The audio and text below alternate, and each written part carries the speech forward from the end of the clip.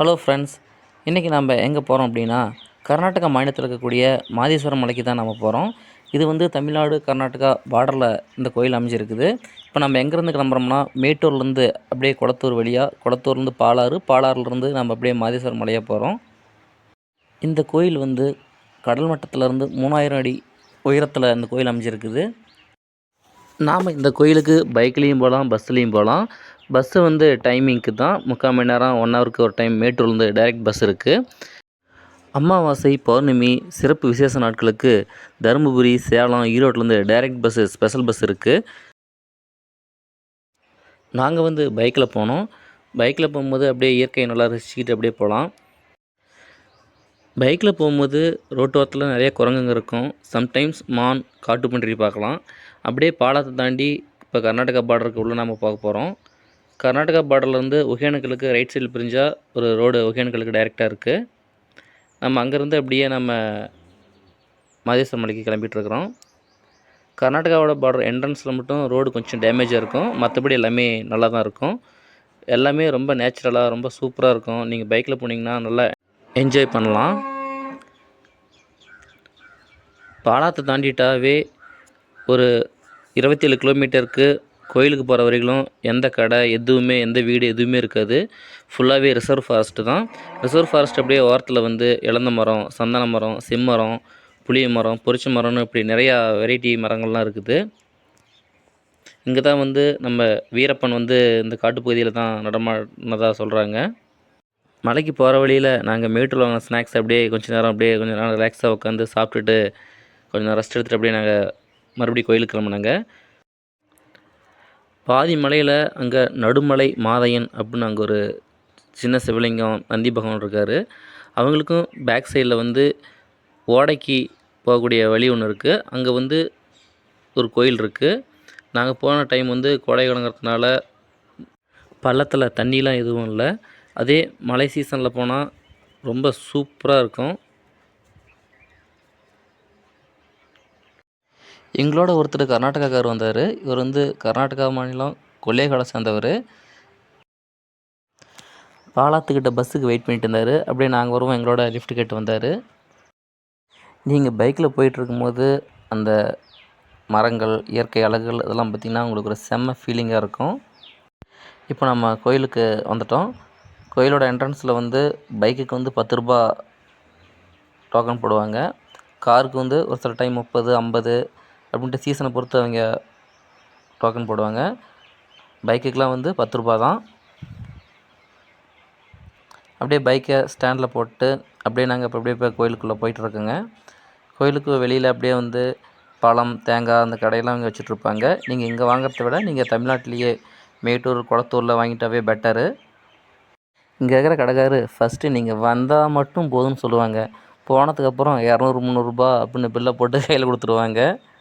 இப்போ நம்ம கோயிலோட என்ட்ரன்ஸுக்கு நம்ம உள்ளே வந்துட்டோம்.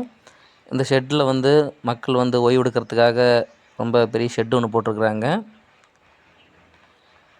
மாதேஸ்வரம் மலையில் வந்து மெயின் கடவுள் யார் அப்படின்னா சிவனை தான் நம்ம வழிபடுறோம். மாதேஸ்வரம் மலை ஏன் அப்படின்னு இங்கே பேர் வந்துச்சு அப்படின்னா, இங்கே மாதேசன் அப்படின்ற ஒரு சிறுவன் வந்து 15ஆம் நூற்றாண்டில் பிறந்ததாகவும், அவர் வந்து அங்கே இருக்க மக்களுடைய நோய்கள், பிரச்சனைகள், குடும்ப பிரச்சனை எல்லாத்தையும் அவர் தீர்த்ததுனால இவர் வந்து சிவனோட அவதாரமாக மக்கள் பாவித்து அவரை வணங்க ஆரம்பித்தாங்க. மாதேசனை வந்து சிவனோட ஒரு அவதாரமாகவே நினச்சி மக்கள் வழிபடுறாங்க. அப்போலேருந்து இப்போ வரைக்கும் அங்கே மக்கள் வந்து சிவனை வழிபட்டுட்டு தான் இருக்காங்க. இங்கே வந்து சிவலிங்கத்தை நம்ம வந்து வணங்க மாட்டோம். இங்கே சுயம்பா ஒரு லிங்கம் தோன்றியிருக்குது. அதை தான் நம்ம இங்கே வந்து கடவுளாக நம்ம வணங்குறோம். அப்படியே குளத்துக்கு போயிட்டு குளத்தில் கால் நனைச்சிட்டு ஒரு பட்டையை போட்டு அப்படியே நம்ம இப்போ சாமி பார்க்குறதுக்கு உள்ள நம்ம இப்போ போயிட்டுருக்குறோம். குளத்துக்கு போயிட்டு வர வழியில் அன்னதானம் மண்டபம் இருக்குது. அமாவாசை, பௌர்ணமி நாட்கள்லாம் வந்து இங்கே ஃபுல் க்ரௌடு ரொம்ப ஓவராகவே இருக்கும்.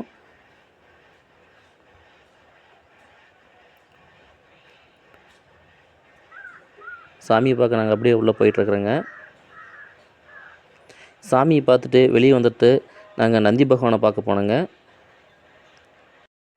இந்த நந்தி பகவானோட சிறப்பு என்ன அப்படின்னா, வீட்டில் வந்து மாடு கன்று போட்டாலோ, ஏதாவது ஆடு, மாடு, கால்நடைகளுக்கெல்லாம் ஏதாவது பிரச்சனை அப்படின்னா, மாட்டுக்கெல்லாம் மடி நோய் இப்படி வந்தது அப்படின்னா, அந்த பாலை பீசி கொண்டு வந்து இங்கே இருக்கக்கூடிய நந்தி பகவான் மேலே ஊற்றுவாங்க.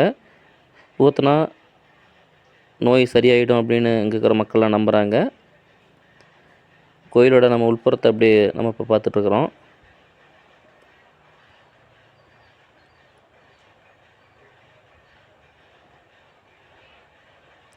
பார்த்துட்டு நாங்கள் அப்படியே வெளியே வந்து லட்டு பிரசாதம் வாங்கிட்டு இங்கே வந்தங்க. தேர் வந்து ஒரு 3 தேர் இருக்குது. புலித்தேர், பசுந்தேர், ருத்ராட்சி தேர் அப்படின்னு ஒன்று இருக்குது. புலித்தேர் எதுக்கு ஓட்டுறாங்க அப்படின்னா, குடும்பத்தில் பிரச்சனை, பில்லி சூனியம், யாருக்காவது நோய் நொடி, உடம்பு சரியில்லாமல் போய் நல்லாச்சு அப்படின்னா புலித்தேர் ஓட்டுவாங்க. பசுந்தேர் வந்து கால்நடைகளுக்கெல்லாம் எதோ பிரச்சனையும் இல்லாமல் இருந்துச்சுன்னா வந்து பசுந்தேர் ஓட்டுவாங்க. ருத்ராட்சி தேர் வந்து காட்டில் போட்டிருக்கக்கூடிய விவசாயம் வெள்ளாமை வந்து சிறப்பாக வரணும் அப்படிங்கிறதுக்காக ருத்ராட்சி தேர் ஓட்டுவாங்க. காட்டில் விளையக்கூடிய அவரை, துவரை போன்ற பருப்புகள்லாம் வந்து ருத்ராட்சி தேர் மேலே போடுவாங்க. இங்கே வந்து சாதாரண தேர் ஓட்டுறதுக்கு வந்து ரூ. 350 ஒரு டிக்கெட்டு. அமாவாசை, பௌர்ணமி நாட்களில் வந்து இரவு 7 மணிக்கு தங்கத்தேர் ஓட்டுவாங்க. அதுக்கு வந்து ரூ. 3000. அப்படியே நாங்கள் கோயிலை பார்த்துட்டு இப்போ நாங்கள் வந்து அங்கே மேலே இருக்கக்கூடிய இந்த சிலையை பார்க்கறதுக்கு நாங்கள் போயிட்டுருந்தோங்க. போயிட்டுருக்கும்போது அங்கே வந்து கன்ஸ்ட்ரக்ஷன் ஒர்க் போயிட்டுருக்கு, இன்னும் ஒர்க் கம்ப்ளீட் ஆகலை, இப்போ முடியாது அப்படின்னு சொல்லிட்டாங்க அங்கே இருக்கிற காட். அதனால் நாங்கள் மறுபடி அப்படியே ரோட்லேயே இருந்த ஃபோட்டோ எடுத்துக்கிட்டு அங்கேருந்து நாங்கள் ரிட்டர்ன் கிளம்பிட்டோம்.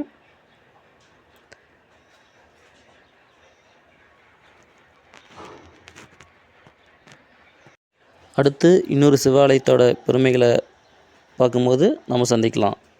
நன்றி, வணக்கம்.